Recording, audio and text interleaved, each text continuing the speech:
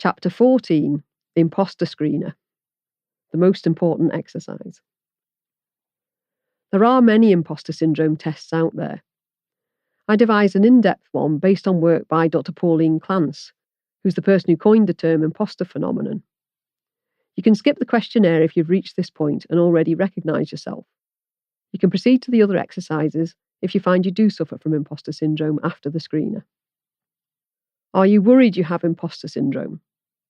Are you a genuine imposter or someone impersonating an imposter? It's a genuine rather than a facetious question, as they are quite different. Natural nerves are imposter syndrome's sibling, and we'll look at them first. They're often easier to manage, even if they're just as distressing. These questions are designed to be real-world rather than theoretical. When answering, go with your gut feeling. There's no wrong answers, and nobody's going to hold you to them. This is a guide rather than a definite diagnosis.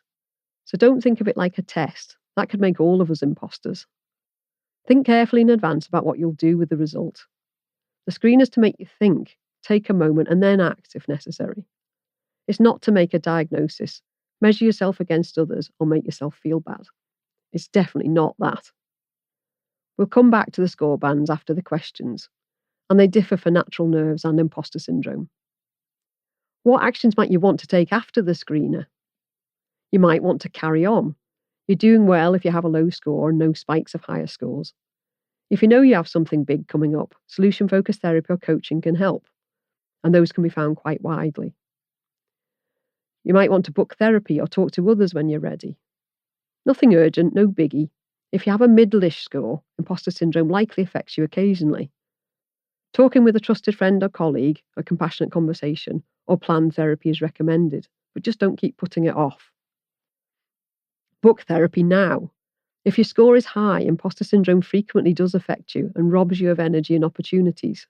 Depending on your level of openness to therapy, I've recommended blast therapy, solution-focused therapy, and compassionate conversations.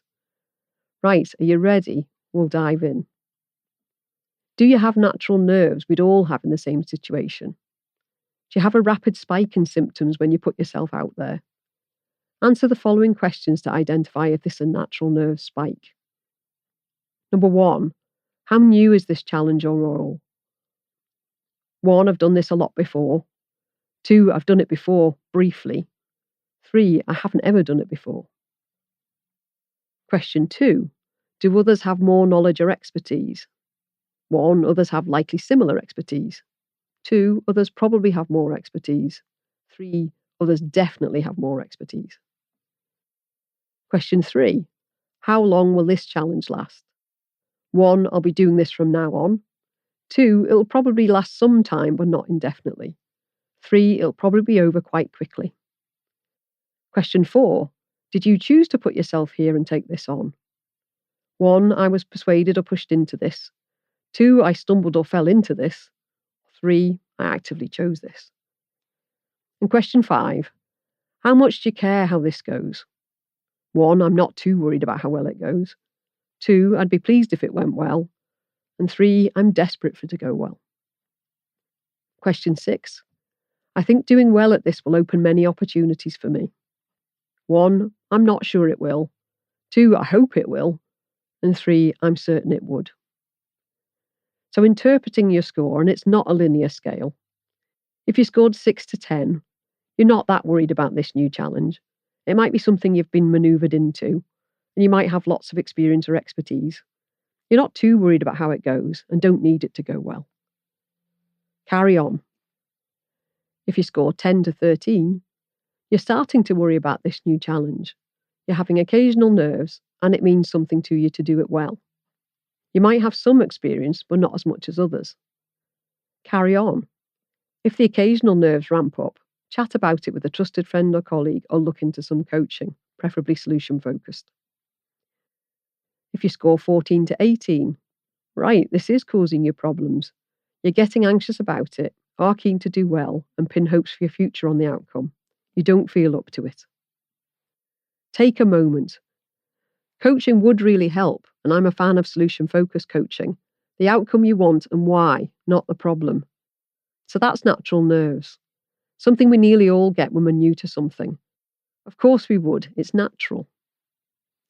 Now let's look at the main event, imposter syndrome. And not wanting to be too tick box-like, here are the scores for this. There's 5 sections with 5 questions each. So your minimum rating is going to be 25 and your maximum rating 125. Reminder, the questions are designed to reflect the real world rather than theoretical concepts. Go with your gut, and there's no wrong answers and nobody's going to hold you to them. It's a guide rather than a definite diagnosis. Don't think of it like a test, because that'll turn us all into imposters. Again, think through what you'll do with your final rating, and remember to practice self-care and be kind to yourself. So question 1, how successful am I? How successful do I look? I want you to score yourself 1, 2, 3, 4, or 5 on each of these questions. 1, how successful am I? How successful do I look? And I want you to score yourself 1, 2, 3, 4, or 5 with how strong you think these feelings are for each of these questions. Question 1, people tend to assume I'm much more confident and competent than I really am.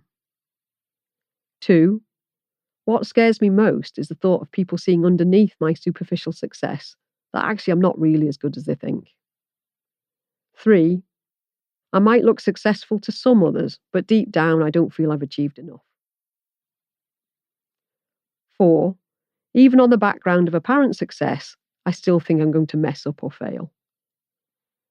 5, I compare myself to others, not just at work, all the time. I'm sure they are better and doing better than me, even when evidence suggests they're not. Group 2, how did I get here? So question 6, I believe that luck or privilege or both enabled me to get here. I worked, sure, but not just that.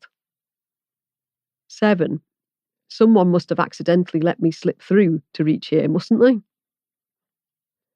8, if luck or privilege played a large part in getting me here, how can I possibly sustain it? 9, I didn't have to do this. I volunteered or applied. What was I thinking? 10, what am I worried about? It's not like I worked to get here, except that I worked like a dog to get here. Group 3, my protective wall. Question 11, do family and friends see you as successful, and do you hide your insecurities from them? 12, do you feel like others can almost see your flaws under your facade of success or managing?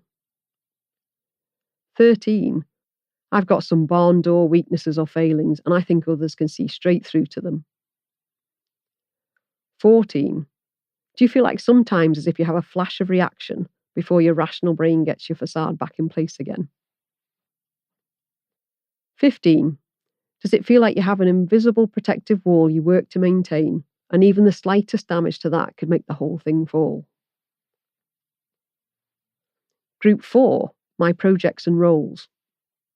Question 16, I shouldn't take on things when I'm not already an expert, except that I do. 17, colleagues, family and friends expect my success with any new project or event, and I just don't. 18, I always remember my failures and slip-ups before my successes and triumphs.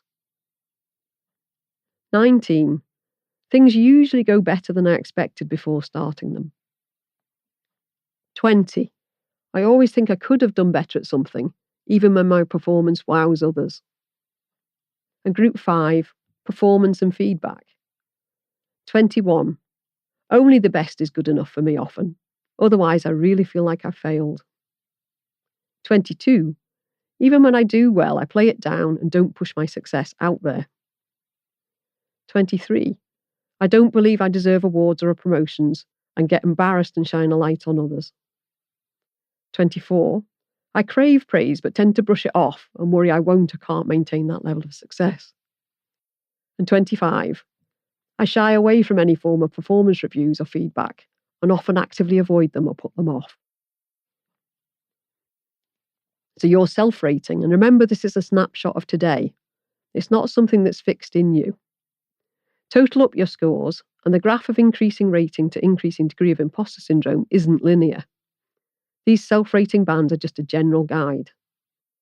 So if you scored up to 50, You may have a few characteristics of imposter syndrome. That's great, just carry on. Be mindful that almost everyone around you suffers at some point, and some suffer all the time and just hide it really well. New challenges often spike the symptoms. If you scored 50 to 75, you have moderate experience of imposter syndrome, and this might wax and wane quite a lot. Look to trusted friends and family or a solution-focused coach if you have a spike of symptoms. If you score 75 to 100, you frequently feel like you're experiencing imposter syndrome, enough that it's worth seeking therapy or coaching and confiding in trusted friends and colleagues. There's no rush, but book it at leisure. When you have a new challenge coming up, proactively look to book therapy or coaching.